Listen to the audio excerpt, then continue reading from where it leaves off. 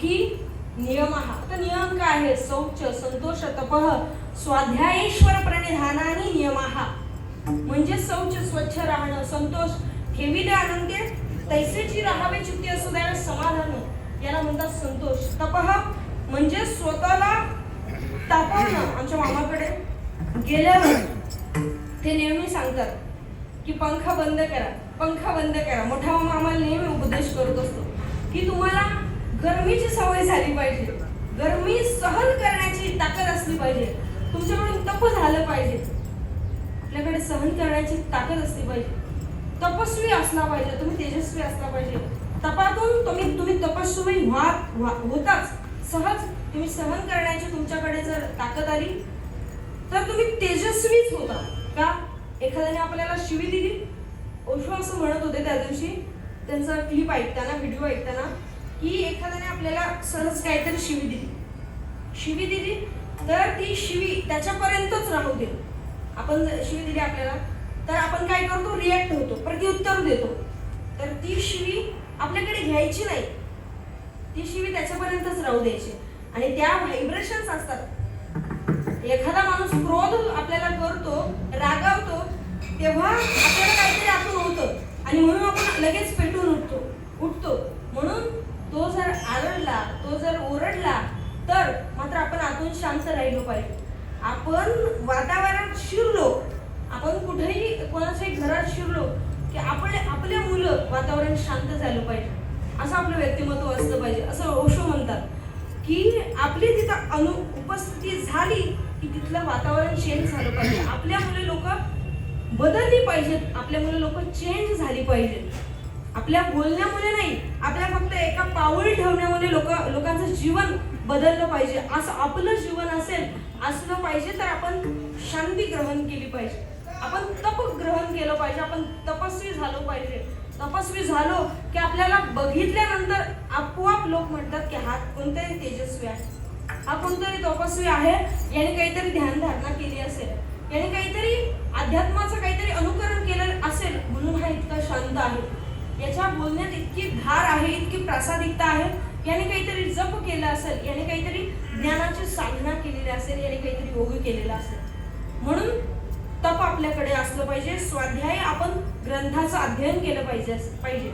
ज्ञानेश्वरी असेल, गाथा असेल, अत्यंत सोप्या भाषेत आपल्याला ज्ञानेश्वरी आणि तुकोबाऱ्यांनी गाथा सांगितलेला आहे, त्याचा स्वाध्याय आपण केला पाहिजे. ईश्वरी प्रणिधानाने म्हणजे भगवंताला शरण जाणं इति नियम हा, हे नियम आपण पाळले पाहिजे. यम नियम आसना स्थिर सुखमासन म्हणजे एखादा वक्ता, एखादा श्रोता पाहतो आपण, तर काही श्रोते जे असतात ते 2 तास झाले तरी एकाच मांडीत, एकाच आसनात बसतात. परंतु काही श्रोते असे असतात की मांडीवर मांडी, त्यांची वेगवेगळी आसनं होत असतात. जेवढं आपण स्थिर राहू, आपण जेवढं आपलं आसन सिद्ध होईल तेवढं आपण शांत राहू. तुम्ही ओशोंचं चालणं बघा, तुम्ही गौतम बुद्धांचं चालणं बघा. त्यांचं गौतम बुद्धांची सिरियल काढायला सुद्धा जो सिरियल काढणारा जो नायक होता त्यांनी 180 पुस्तकं गौतम बुद्धांची वाचली होती आणि त्यांनी विपश्यनेची प्रॅक्टिस केली होती, म्हणजे ध्यानाची प्रॅक्टिस केली होती. तेव्हा त्याचं चालणं तुम्ही बघाल तर एखाद्या महापुरुषासारखं, त्याचं वागणं तुम्ही बोलणं तुम्ही बघाल तर एखाद्या महापुरुषासारखं, त्याचं बसणं तुम्ही बघाल तर एखाद्या साधूसारखं. म्हणून स्थिर सुखमासनम, जो व्यक्ती खूप हालचाल करतो, खूप हालतो, समजाचा चित्तवृत्ती अजून धावतायत, पळतायत, अजून मन स्थिर झालं नाही, म्हणून एकाच ठिकाणी स्थिर होण्यासाठी आपण योग केला पाहिजे. एका आसनात मांडी घालून आपल्याला निदान 3 तास तरी बसता आलं पाहिजे. घरी जाऊन प्रयोग करून बघा, 3 तास तरी बसता आलं पाहिजे. यम नियम आसन प्राणायाम. आता प्राणायामाला तर पूज्य रामदेव बाबांनी सगळ्या जगात प्रसिद्ध केलेलं आहे. पूरक, कुंभक, रेचक, श्वास घ्या, सांस अंदर आ रही है, सांस बाहेर आ रही है. म्हणजे श्वास घेणं, श्वास सोडणं हे आपल्याला नाही समजायचं. हे फॉरेनर, परकीय लोक हे करतात. परकीय लोकांचं करून झाल्यावर मग आपण रामदेव बाबा इकडे येतात आणि भारतात सांगतात की श्वास घ्या, श्वास सोडा. पण आपल्याला असं असतं ना की आपल्याला जवळच्या गोष्टींची आपल्याला किंमत नसते. ती गोष्ट जर दुरून कुठेतरी फिरून आली तेव्हा मात्र आपल्याला आपल्याला त्या गोष्टीची त्याची किंमत आपल्याला कळते. म्हणून आपण योग शिकलो पाहिजेत. आपण प्रत्येकाने श्वासावर नियंत्रण करणं शिकलं पाहिजे. तेव्हा आपलं मन देखील शुद्ध होतं आणि आपली रक्तशुद्धी देखील होते. ज्याला बीपीचा त्रास असेल, ज्याला दम्याचा त्रास असेल, त्याने श्वासाचे जे प्राणायाम आहेत ते केले पाहिजेत. तुम्हाला उन्हाळ्यात जर थंड राहायचं असेल, आतून थंड राहायचं असेल, तर शीतली नावाचा प्राणायाम केला जातो. जिभेचा यू करून तो शीतली नावाचा प्राणायाम केला जातो. तो आपण केला पाहिजे. असे अनेक आजारांवरती अनेक उपाय योगात आहेत. ते परदेशी अंगीकृत करतात, परंतु दुर्दैव भारताचं इतकं आहे की आपल्याला त्यातला गचा पण आपल्याला माहिती नाही. त्या आपल्या शास्त्रांचा स्टडी करतात आणि नंतर शोध लावतात. आपल्या जवळ असून आपल्याला त्यातलं काहीही माहिती नाही. यम, नियम, आसन, प्राणायाम, प्रत्याहार. प्रत्याहार म्हणजे आपल्याला त्या गोष्टींविषयी आसक्ती निघून जाते. हळूहळू जर आपण प्राणायाम केला तर आपल्याला पूर्वी आवडणारा गुलाबजाम आपल्याला आवडणार नाही. पूर्वी आपल्याला एखादी डिश खूपच आवडत असेल तर ती आपल्याला आवडणार नाही. त्याच्यातून आपली विरक्ती होत राहील. आपल्याला ती गोष्ट समोर असली तरी तिचं ग्रहण करावीशी वाटणार नाही. प्राणायाम नंतर धारणा आहे. धारणा म्हणजे आपल्या आज्ञाचक्रावर किंवा नाकावर कॉन्सन्ट्रेट म्हणजे लक्ष वेधणं, त्याला धारणा असं म्हणतात. प्रॅक्टिस करत राहणं. आता एखादा लहान मुलगा असेल, त्याची आपण धारणा करत असतो. म्हणजेच त्याला पाहणं असेल, त्याच्या केसांवरून हात फिरवणं असेल, त्याला माया करणं असेल, त्याला धारणा असं म्हणतात. म्हणजे आपले लहान मुलं असेल, आईचं लक्ष त्या लेकरावरतीच असतं. तो कुठे जातोय, तो कुठे खेळतोय, तो कोणत्या मुलांमध्ये खेळतोय, तो कसा चालतोय, हे त्या आईचं त्या मुलावर पुरेपूर लक्ष असतं. तसं आपल्या मनावर आपलं पुरेपूर लक्ष असलं पाहिजे. मन देखील बालकच आहे. आपलं मन नाकावर किंवा आज्ञाचक्रावर डोळे बंद करून स्थिर करणं, प्रॅक्टिस करणं, त्याला धारणा असं म्हणतात. आणि ध्यान सगळ्या चित्तवृत्ती, सगळ्या आपले विचार थांबवून भगवंताच्या सगुण रूपामध्ये स्थिर होणं, भगवंताला एकटक निहाळणं, त्याचं ध्यान करणं, त्याला म्हणतात ध्यान. त्याला फक्त पाहत राहणं. आपले जे सांसारिक विचार आहेत ते पूर्णतः नष्ट होणं. तुकोबाराय म्हणतात, ही सगळी एवढी प्रक्रिया मी जरी पाठांतर केली तरी भगवंताचं अवलंबन मी कसं करू, हे माझं पाठांतर होईल. ध्यान तत्र प्रत्येक ताणता इथे ध्यानम, याला ध्यान असं म्हणतात. चित्तवृत्ती लयाला जाणं, मन स्थिर होणं. पण हे कसं होईल? तुकोबाराय अभंगाला भगवंताला मागणी करतात, याचना करतात. त्याचं वर्म तुम्हाला सांग अभंगाच्या प्रथम चरणात. कैसे करू ध्यान, कैसा पाहू तुझ, कैसे करू ध्यान, कैसा पाहू तुझ,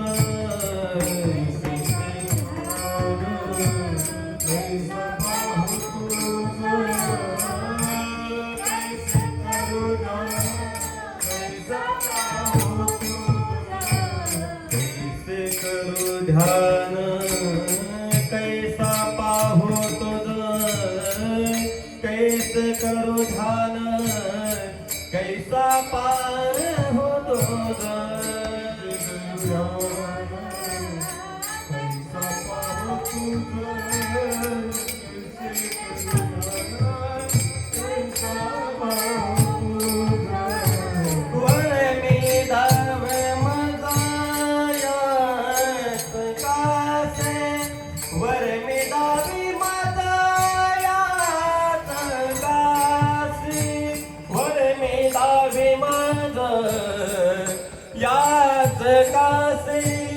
वर में दावी माता यात कासे, कैसी भक्ति करूं सांग तुझे सेवा, कैसे भक्ति करो सांग तुझे सेवा, कैसे भक्ति करो सांग तुझे सेवा, कैसे भक्ति करो सांग तुझी सेवा.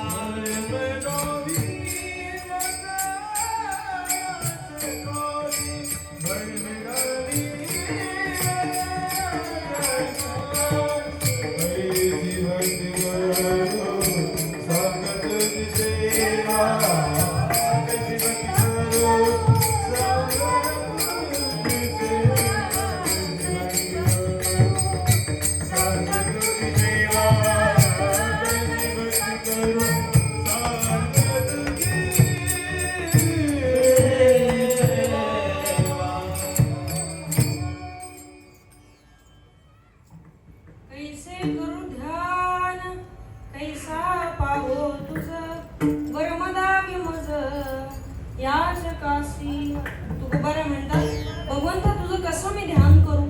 कसं तुला पाहू, कारण की ह्या अस्तेची महापुरी रिगताती कोटीवरी परी प्राप्तीशी पहिले तरी विपायला निघे. म्हणजे आस्थेच्या महापुरात अनेक लोक निघालेले आहेत. भारतातले अनेक लोक भक्ती करतात, ज्ञान मार्गी आहेत, योग मार्गी आहेत, परंतु कोणाला तरी एकालाच भगवंत प्राप्त होतो. कोणाला तरी एकालाच भगवंत प्राप्त होतो. भगवंता तुझं कसं ध्यान करू, तुला कसा पाहू मी. तुकोबाराय व्याकुळतेने भगवंताच्या पुढे विनवणी करतात. भगवंता आता याचं वर्म मला तूच सांग. कारण की जीवनामध्ये ह्या समग्र अभंगाचा जर तात्विक अर्थ आपण पाहिला तर वरवरून आपल्याला असं समजतं की भगवंत तुकोबाराय भगवंताला प्रश्न करतात, कशी तुझी भक्ती करू, कसं तुझी कीर्ती वाढू, कसं तुझं ध्यान करू, तुझा कसा चित्तामध्ये ध्याऊ, सगळे प्रश्न आहेत. परंतु या समग्र प्रश्नामध्ये उत्तरही आपल्याला दडलेलं मिळतं. कारण की तुकोबारायांचा कोणताच असा अभंग नाही ज्यामध्ये फक्त प्रश्न आणि प्रश्न आहेत. कुठेतरी उपदेश देखील आहे, कुठेतरी उत्तर देखील आहे. तात्विक दृष्ट्या या अभंगाचा विचार केला तर प्रथम चरणात तुकोबारायांना एक योगी साधक दिसतोय. योगी साधक आहे. आता योगी काय करणार, करून करून तो काय करणार, ध्यान करणार. कैसे करू ध्यान, कैसा पाहू तुझ. योगी आहे तो भगवंताला प्रश्न करतो. त्याची भूमिका, योग्याची भूमिका तुकोबाराय सांगतात की भगवंता तू मला कसा दिसणार आहे, मी तुला कसा पाहू, मला सांग, याचं वर्णन मला सांग. दुसऱ्या चरणात आपल्याला एक भक्त दिसतोय जो भक्ती करतोय, निरंतर भगवंताची भक्ती करतोय. कैसी भक्ती करू, कैसी करू, सेवा तुझी कशी करू, कोण्या भावे देवा आतुडसी. भक्तीचं वर्म जर काय असेल तर भक्तीचं वर्म आहे भाव. तुम्ही जर भावाने वारीला जात नसाल तर तुमची वारी शून्य आहे. तुम्ही तिथे जाऊन सुद्धा संसारिक गप्पा मारत असाल तर त्या वारीला काही किंमत नाही. तुम्ही जर वारीला जाऊन भजनच करत नसाल तर त्या वारीला काही किंमत नाही. म्हणून वारीमध्ये चालताना सुद्धा आपल्या अंतःकरणात भाव असला पाहिजे. त्या भावाचं, त्या भक्तीचं वर्म आहे भाव. आणि हा कोणता भाव मी अंतःकरणात धारण करू जेणेकरून तुम्हाला भेटशील. तुकोबारायांचा अभंग महाराष्ट्रापुरता नाहीये. आमचे गुरुवर्य म्हणतात भाषाप्रभूजी, तुकोबारायांचे अभंग फक्त महाराष्ट्रापुरता नाहीत किंवा घाटावरच्या लोकांना असं म्हणतो ना आपण, ते त्यांच्यासाठी नाहीयेत. तुकोबारायांचे अभंग हे युनिव्हर्सल आहेत. तुकोबारायांचे अभंग हे सार्वत्रिक आहेत. तुकोबारायांचे अभंग स्वतःपुरता नाहीयेत. एक देहूत निर्माण झालेल्या साधकाने जगाच्या कल्याणासाठी लिहिलेले अभंग म्हणजे गाथा आहे. त्यांना जगद्गुरु हे नामाविधान का आहे तर या अभंगामुळे ते जगाचे गुरु आहेत. ते सगळ्यांना गायडन्स करतात. सगळ्या जगाचे ते गुरु आहेत. पूर्ण पृथ्वीचे नाही, अनंत ब्रह्मांडाचे गुरु आहेत असं म्हटलं तरी वावगं ठरणार नाही. कारण की आपण जेव्हा ऋषिकेशला जातो, जेव्हा हिमालयात जातो, तेव्हा अनेक ऋषी मुनी साधक त्या पर्वतावरती बसलेले असतात, पण ते आपल्याला दिसत नाही. आपली तशी दृष्टीच नाही, आपल्याला का ते दिसतील. तशी संतांची दिव्य दृष्टी असते. त्या सगळ्या साधकांना, योग्यांना उपदेश करणारे तुकोबार आहेत. ते तुकोबार आहेत. आता आम्ही वृंदावनात गेलेलो तेव्हा सोहम आश्रमाचे म्हणजे अतिशय कडक गुरुकुल, त्या आश्रमाचे मुख्य जे होते, अध्यक्ष, मुख्य आचार्य जे होते, ते सांगत होते मी सगळ्या संप्रदायांचा अभ्यास केलेला आहे. सगळ्या मी वारीत देखील चाललेलो आहे. मी ओशोंचा अभ्यास केलेला आहे. सगळे संप्रदाय मी पाहिले. आणि वारकरी जो वारीत आनंद येतोय तो जगात कुठल्याच ठिकाणी तसा आनंद नाही. वारीत जो आनंद आहे तो म्हणजे वृंदावनातील जो जगभर फिरतोय व्यक्ती, ज्याने अनेक संप्रदाय अनुभवलेत, तो आनंद जगात कुठे नाही. असा साधक आणि त्याने ज्ञानेश्वरी सुद्धा वाचलेले आहेत. आपले जे साधक आहेत, वारकरी साधक आहेत, ते ऋषिकेशला, वृंदावनाला अभ्यास करायला जातात आणि आपलं मत जे आहे ते ठामपणे मांडतात. कारण की पंचम वेद आपण तुकोबारायांच्या गाथेला म्हणतो. आणि जर तुम्ही विद्वानांची भाषा ऐकली ना, आता आम्ही आमचे गुरु आहेत आणि त्याच्यासोबत किसन होता, त्यांचा जो संवाद ऐकत होतो आम्ही, ज्ञानाचा संवाद होता. दोन्ही तो साधक आहे आणि ते सिद्ध आहेत. परंतु त्या वार्तालाप जेव्हा होत होता तेव्हा मला मात्र आनंद मिळत नव्हता. का? ज्ञानाची चर्चा आहे, चर्चा ज्ञानाची आहे. मला आनंद मिळत नव्हता. जेव्हा ते भक्तीचं सांगत होते, भक्ती जेव्हा बोलत होते, भक्तीचे गुण गात होते, भक्ती सांगत होते, भगवंताबद्दल सांगत होते, तेव्हा मात्र छान वाटत होतं, आनंद मिळत होता. पण तो ज्ञानात जी माणसं रमली ती अहंकारी होतात, भक्तीत जी माणसं रमली ती नम्र होतात, विनम्र होतात. ज्ञानातली जशा तुमच्या पदव्या वाढल्या तसे तुम्ही अहंकारी व्हाल. ज्ञानोबरायांचं हरिपाठातलं एक प्रमाण देखील आहे, दंभ धर्म, वायाची उपाधी दंभ धर्म. आपल्याला अहंकार उपाधी जर आपण लावली तर आपल्या कीर्तनकार उपाधी लावली, झाला अहंकार, झाला अहंकार निर्माण झाला. गायनाचार्य, वादक, अहंकार निर्माण झाला, कुठेतरी अहंकार निर्माण होतो.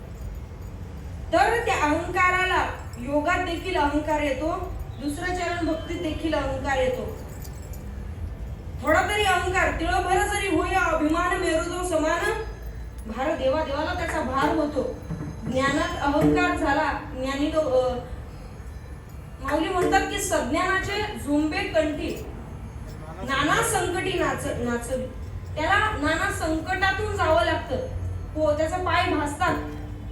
अज्ञानी मात्र चांगला असतो, ज्ञानाला मात्र त्याची आतून जरी तो ऐश्वर्यात दिसला. तुम्ही एखादा शास्त्रीय महामंडलेश्वर जरी पाहिला तरी तो, आता आम्ही पाहिला वृंदावनात, पाहिले ना आपण, परंतु डॉक्टरेट पदवी मिळवण्यासाठी, पद मिळवण्यासाठी आजही ते स्टडी करतात. म्हणजे धावपळ सुरू आहे. तेच एखादं फक्कड साधू असतात वृंदावनात चालणारे, त्यांची काही धावपळ नसते. परिक्रमा करणं, याचकासारखं मागून राहणं, साधं सिंपल फक्कड राहणं, जिथं मिळेल तिथं जीवन व्यतीत करणं. परंतु जे महामंडलेश्वर आहे, ज्यांना अशी गादी आहे, ज्यांचं सगळं ऑफिस काचेचं आहे, ज्यांचे शिष्य अनेक पाय धुतात, त्यांच्या डोळ्याला झोप नसते. आम्ही स्वतः ते आता वृंदावनात जाऊन पाहिलेलं आहे. ते इकडून तिकडे समाजाला जागवण्यासाठी म्हणा धावपळत असतात, परंतु अत्यंत आतमध्ये पदवी आहे, मी कोणीतरी आहे हा अभिमान त्यांना शांत बसू देत नाही. काहीतरी करायचंय अशी त्यांची तळमळ असते. ते देखील चांगलंच आहे, चांगलं नाही असं नाही, परंतु त्या पदात जर अभिमान आला तर तो अभिमान भगवंताला सहन होत नाही.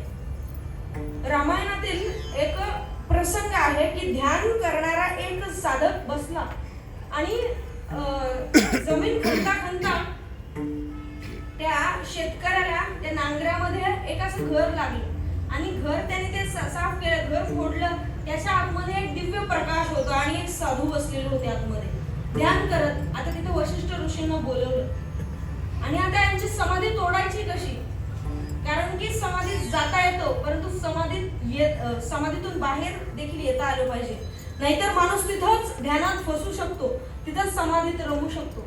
म्हणून आपल्या जीवनात मार्गदर्शक अत्यंत महत्वाचा आहे. वशिष्ठ ऋषींनी त्यांच्या ध्यानात जाऊन, म्हणजे सूक्ष्म देहात जाऊन त्यांना प्रश्न केला की तुम्ही कोण आहात, तुम्ही इथं काय करतात. तेव्हा त्यांनी सांगितलं की मी 200-300 वर्षापूर्वी इथं बसलेलो आहे, पण मला साधनेत समाधीत उतरता आलं, परंतु ते समाधीतून मला बाहेर येता येत नाही.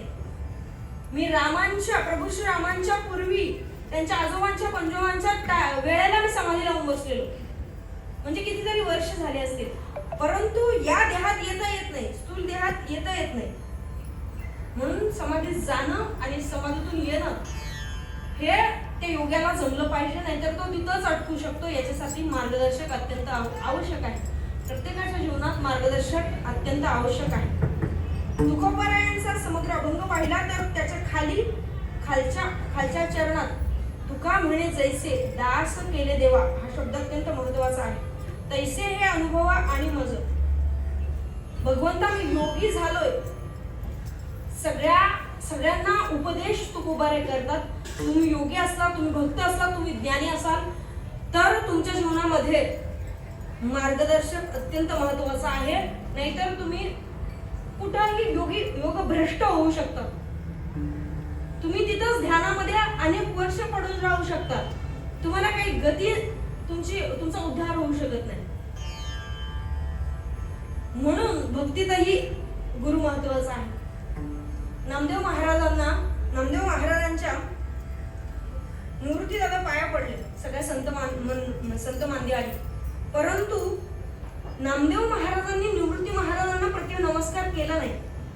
तेव्हा मुक्ताबाई उद्गारल्या, अखंड जयाला देवाचा शेजार, कार्य अहंकार नाही गेला. तू भगवंताचा शेजारचा आहे, परंतु तुझ्या अंतःकरणात अहंकार अजून गेला नाही. तेव्हा नामदेवराय धावत इंद्रायणीच्या तीरावरून तर चंद्रभागेच्या तीरावरती गेले आणि भगवंताला सांगितलं, भगवंता ती लोक अशीच आहेत, मला काहीही बोलतात ती लोक, मला नको ते संत तुझे, मला तुझ्या पाठीच राहायचं आहे. तेव्हा भगवंत म्हणतात, असं करून जमणार नाही. तुला सगुण रूपाचा बोध जरी झाला, कारण की भगवंत स्वतः नामदेवरायांच्या हातातून जेवत होते, दूध पीत होते, म्हणजे जेवत होते.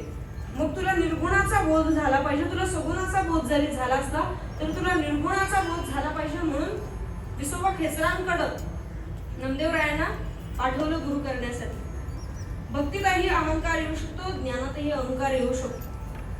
ज्ञानात अहंकार आला तर ज्ञानी माणसाकडे जेवढे ग्रंथशास्त्र आहेत, जेवढं अध्ययन केलेलं आहे तेवढं शून्य आहे.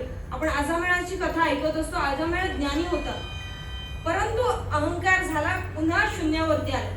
अहंकार होणं स्वाभाविक आहे, परंतु त्याच्यातून तारण्यासाठी आपल्याला गुरु आवश्यक असतो.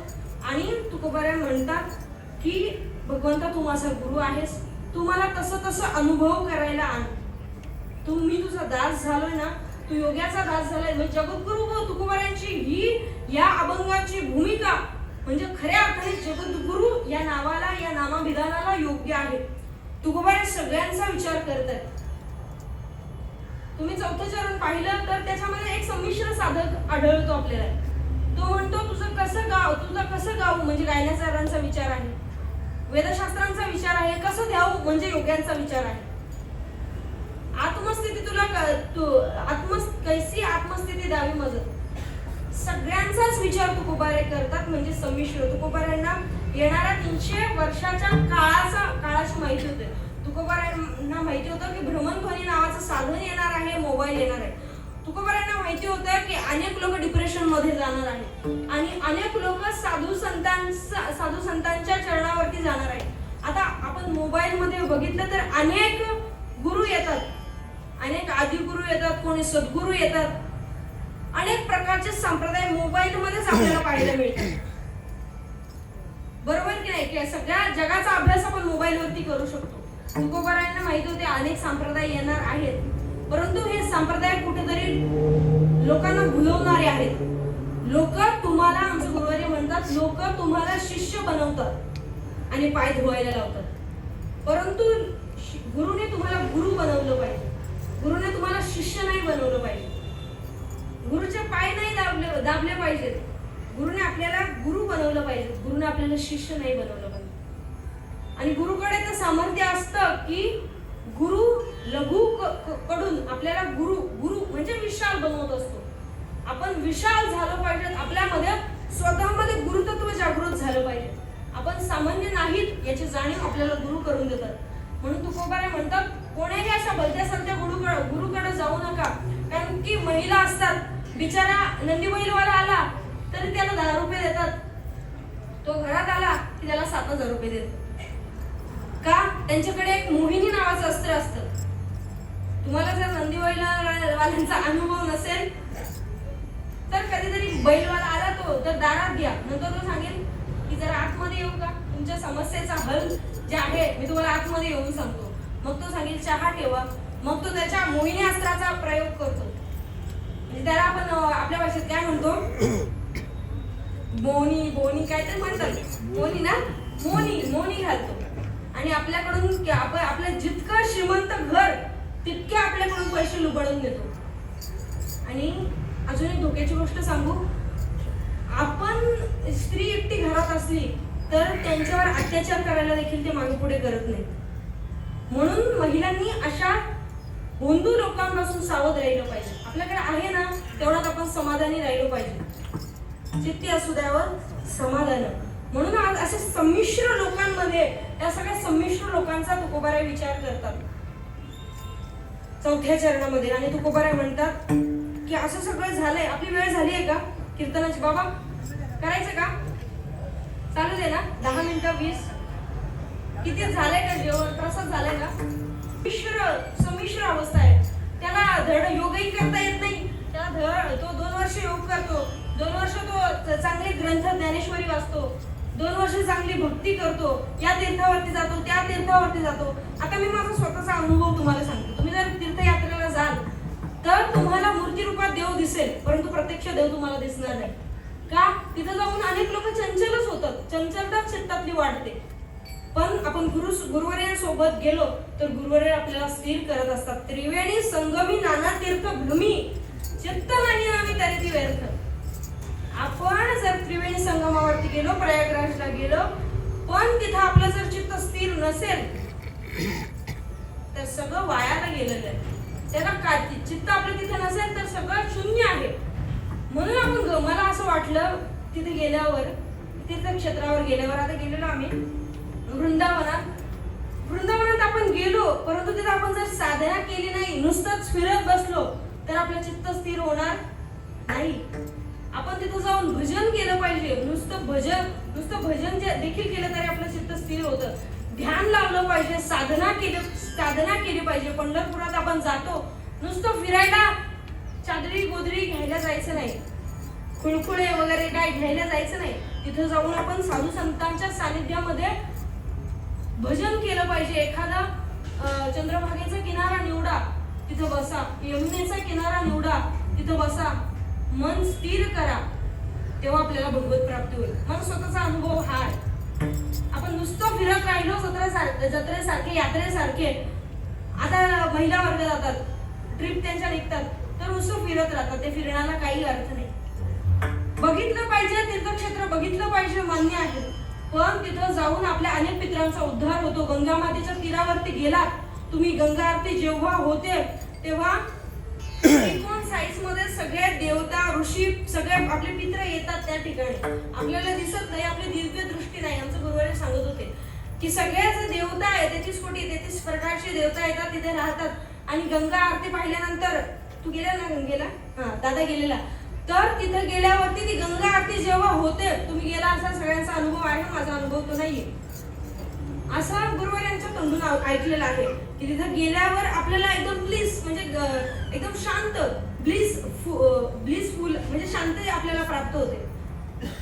जिथं आपल्या घरात आपल्याला शांती मिळत नाही, परंतु ती शांती आपल्याला तिथे जाऊन मिळते. का? तर अनेक देवी देवता आपण ज्यांचं स्मरण करतो, शिवजी असतील, पार्वती माता असतील, सगळे 33 प्रकारचे देवी देवता पित्र आपल्याला तिथं येऊन मागून आशीर्वाद देतात. गंगा मातेवरती फुलांचा वर्षाव करतात, तेव्हा आपल्याला तिथे जाऊन शांती प्राप्त होते. आपण 4 वाजता आंघोळीला का जातो, स्नानाला का जातो?